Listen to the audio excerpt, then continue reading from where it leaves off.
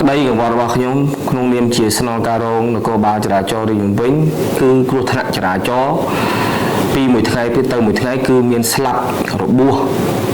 ខូចខាតទ្រព្យសម្បត្តិបងប្អូនប្រជាពលរដ្ឋជាច្រើនជារៀងរាល់ថ្ងៃជាពិសេសគឺបង្កឲ្យមានការស្លាប់និងបាត់បង់ជីវិតរបស់បងប្អូនប្រជាពលរដ្ឋក្តីកង្វល់នេះគឺជាគ្រឿងប្រឈមមួយបច្ចុប្បន្ននេះគឺស្លាប់និងរបួសនេះគឺមានជារៀងរាល់ថ្ងៃដែលមិនមានលុះថ្ងៃណាឡើយហើយក៏ជាក្តីកង្វល់របស់ថ្នាក់ដឹកនាំក្រសួងមហាផ្ទៃដូចជាអាដាមអភិសន្តិវិទ្យាសសុខាអាដាមនាយឧត្តមសេនីយ៍សថេតអគ្គស្នងការនគរបាលជាតិក៏ដូចជាអាដាមអគ្គស្នងការរងនិងជាស្នងការនគរបាលរាជវិញគឺអាដាមជួននរិនលោកបានផ្ដាំផ្ញើមកខ្ញុំធ្វើម៉េចចេញវីដេអូអប់រំណែនាំបងប្អូនប្រជាពលរដ្ឋកុំឲ្យមានការជិះបញ្ច្រាសត្រូវតែគោរពភ្លើងស្តុបពាក់មួកសុវត្ថិភាពឲ្យបានត្រឹមត្រូវតែដល់ឡែកបច្ចុប្បន្ននេះគឺនៅឃើញតាមដងផ្លូវគឺបងប្អូនជិះបញ្ច្រាសមិនគោរពភ្លើងស្តុបមិនគោរពផ្លាកសញ្ញាមិនពាក់មួកសុវត្ថិភាពពេលដល់ពេលដែលគ្រោះថ្នាក់ទៅគឺបងប្អូនពិតជាជួបរឿងសោកស្ដាយបំផុតហើយសោកស្ដាយហើយមិនអាចយល់វិញបានទេនៅពេលនោះគឺបានតែមកស្រែកយំទេស្រែកយំហើយឲ្យគេជួយ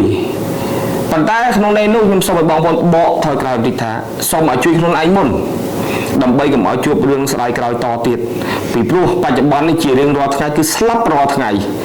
បើគ្មានថ្ងៃណាមិនមានមនុស្សស្លាប់ដោយសារគ្រោះថ្នាក់ចរាចរណ៍ក្នុងរាជធានីភ្នំពេញទេអញ្ចឹងកង្វល់របស់ខ្ញុំក៏ដូចជាថ្នាក់ដឹកនាំបច្ចុប្បន្នគឺខ្វល់ហើយគាត់គិតគូរទៀតអាដាមជួននរិនអគ្គស្នងការរងនិងជាស្នងការនគរបាលរាជវិញលោកផ្ដាំផ្ញើខ្ញុំផ្ដាំឲ្យផ្ដាំទៀតគឺលោកមានប្រសាសន៍ណាថារតនាទៅតែ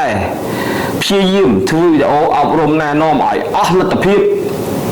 និងយករូបភាពដែលពួកគាត់គ្រោះថ្នាក់ចរាចរណ៍កន្លងមកជួបរឿងស្ដាយក្រោយ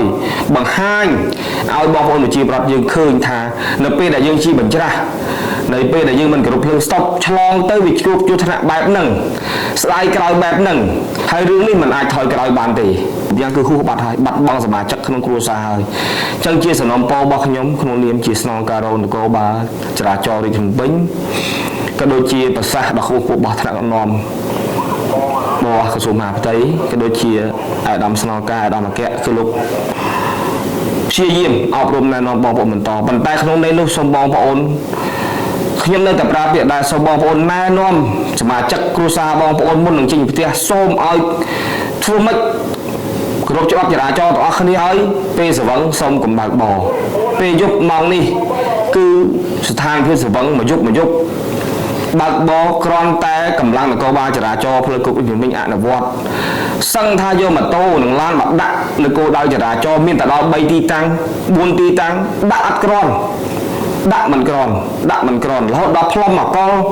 ផ្លុំម៉ាស៊ីនផ្លុំមកគោលដៅមានដល់12ផ្លុំមិនតាន់ផងបងប្អូនតំងជួបផ្លុំមិនតាន់ផង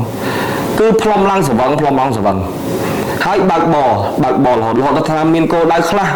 ទស្សរាយជាមួយសមត្ថកិច្ចទៀតតែសមត្ថកិច្ចយើងនៅតែព្យាយាមអប់រំណែនាំគាត់បន្តទៀតមិនឲ្យមានបាតុភិបអីវែងឆ្ងាយទេអញ្ចឹងជា